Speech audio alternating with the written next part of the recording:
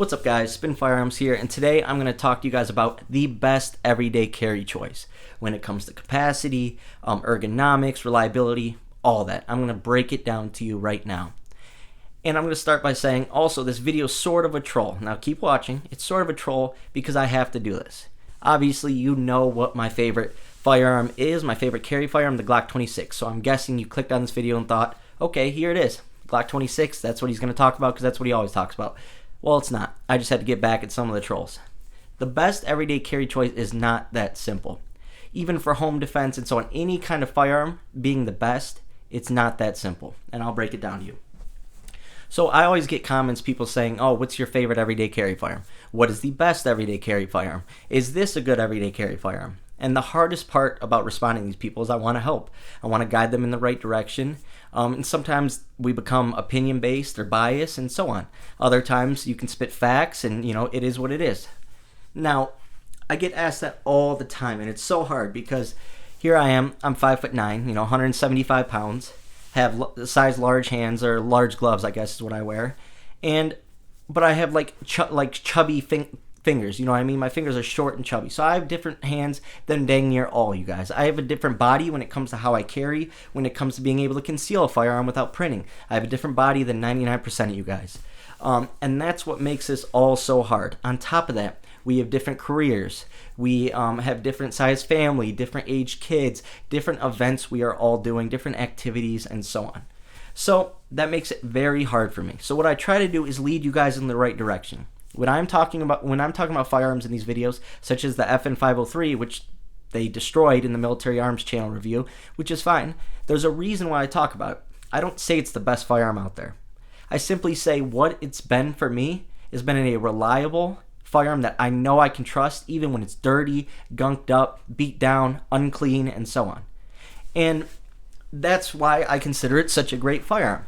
Now, is it going to be a great firearm for you if you have these massive hands and this is a little thin single stack? Probably not. Is it going to be the best everyday carry choice for you if you're always going deep into the city every day, and so on? No, probably not, because it's a single stack. So basically, the best everyday carry choice simply just can't be answered in one video. I can explain what the best is for me overall. Like if I had to carry one firearm the rest of my life, Glock 26, I can make it pocket carry for work. I could, throw a 17-round mag in it for, going in the city, and so on. 33-rounder at the range. But we all live such different lives, so I can only speak on my experience. I try to say this in my videos. I'm not the best at, getting my points across, but I try to say there's only one way you can know if the firearm is good for you. You honestly have to go to the range, spend the money, and take the time to shoot it. Now, it's different when it comes to budget firearms, because the way I look at a budget firearm is if you have the money to get a better firearm than for, let's say, a Taurus. I love Tauruses. I like the direction the company's heading and so on. But if you have $600, I'm never going to tell you buy a Taurus because I know Tauruses are sent back 5 times more than Glocks, SIGs, and so on. And on top of that, I've seen firsthand problems with them myself. And that is the thing. I would never say that. But let's say you have $300, then yes, I'm going to say a Taurus, or I'm simply going to tell you just, bust your butt for another month, get some overtime, do what you got to do, get in that $400 range and get a Shield Plus, which is an amazing firearm, well-respected firearm, one of the most sold firearms of all time. Not the Plus, but the Shields previously, but it's the same platform. Now, what makes this hard is, I've had a firearm before, or I actually do pretty good when it comes to recommendations from what you guys said. I've gotten a lot of feedback saying the handle, grips are people's favorite, and I'm doing a good job telling them products like that, base plates. All people come to me about the SLR Rifle Works base plates, even some firearm choices. But the problem with the firearm, unlike the grips and all that, the grips tend to be straight across the board. Same with the Blacksmith Tactical holsters. They're just good holsters across the board. It is what it is. Now, when it comes to firearms, that's where things really matter. Your hand doesn't have to fit in your holster. Your firearm has to fit in your holster. Your hand has to fit that firearm, though, properly. And there's really no good answer for this. But the best firearm for everyday carry is going to be what you're doing for that activity or for those moments or for that work day that fits that exact activity that you're doing, but that you can also go to the range and shoot well. I don't carry the FN 503 all day at work, but not shoot it well. I shoot it really well because it has very little recoil. That's why I recommend it. For anyone who does dirty work, if you're getting dirty, wood shavings, primer, glue, all that stuff, it is a great way to go because I know that it's reliable. It's a great firearm. Now, people always ask me simply, why don't you carry a Hellcat? It's the same size, or it's actually a little bigger in grip length, but it has way more capacity. And the reason I say this, I don't need to change up. That's why I love to see on here when people have like a Gen 1 Glock or a Gen 2 Glock, and they're like, I'm still carrying it to this day.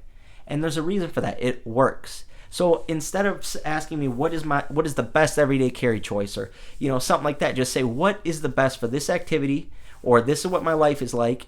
This is my hand size, and then I can recommend you guys to some options. But then you should still go to the range. The problem with online is all these people are doing reviews on firearms that they shoot for one day or a couple days or 1,000 rounds or whatever, but they're not using them in their everyday life. Me, I've carried every single firearm that I have in my safe, a ton of handguns. I've carried every one of them this year for at least a week or so. I've done that literally with every firearm. Now, I'm not saying that I'm grabbing my XDM that's super heavy and carrying it at work, because that just didn't make sense. But when I get into my car, or like when I go to leave my house outside of work, XDM. It's stuff like that. But it has to fit your need. That's why I don't have one everyday carry. I honestly, at all times, have 3 ready to go that I just need my quick access safe, fingerprint, boom, and I can grab, this is my dog walking firearm, like my Glock 43. People say, oh, I don't get it. Why single stack? Because like when I'm just walking my dog or going to the mailbox or doing something simple around the house, chores, I want something small, I want something thin, I want something comfortable, but I want something reliable, and also something I can shoot really well. So that's why I don't mind single stacks in this era. People always get on me whenever I talk about single stacks and stuff. They still have a role, in my opinion, also for pocket carry. But let's say I'm going to the sketchy Papa John's that's, in our city. I'm going to throw that 17-round mag in my Glock, and I'm going to bring an extra 17-round mag with me. It is what it is. You got to prepare for it. It all depends that individual moment. That's why if you have the resources. Now, it's different if you only can afford one firearm, or you're just starting and you want one firearm to do it all. That's why I always go to the Glock 26. The finger grooves were designed to fit most people's hands for the Gen 3s. The Gen 5s don't have finger grooves, so I can guide you in those directions, but I can't actually be the person there shooting with you, seeing how you shoot. But you guys have said that I've done a good job with recommendations, so I'm hoping I can continue that. But also, I would like to get a little more in detail and stuff like that with what you do and what you're going to be doing when it comes to a firearm. Anyways, that's how I look at it. There is no best everyday carry choice, guys. There just isn't. And also, brand loyalty. When it comes to brand loyalty, it is a big thing. You should be proud of your firearm. You should be proud that you worked hard, that you got it, that it's reliable, that it's what you wanted. You should always be proud of that. But just because I love the Glock 26 and I think it's the best doesn't mean it is the best. And it doesn't matter if you say your SIG P365X macro is the best. I can't tell you it's not the best. I can just say it's not the best for me. That's all I can say. But when it comes to brand loyalty, people go, oh, you're all a Glock guy. You're only a Glock guy.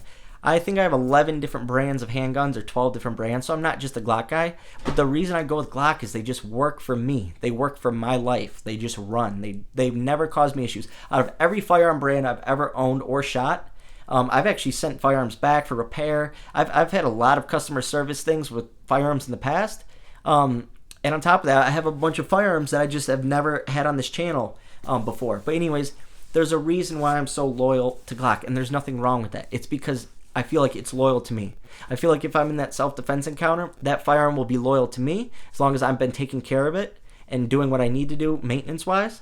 But it's going to take care of whatever I need in that moment. And that is why I stick with Glock for most of my carry firearms. Now, I trust my Springfields. I trust my Smith & Wessons. I even trust my P365s. And they're just good firearms. When it comes to brand loyalty, though, there's nothing wrong with that. On top of that, a lot of people have Glocks, and there's a lot of new people always come to the channel, so I like to get the content out there that people want to see and that people will use. Anyways, I appreciate watching. Thanks, guys.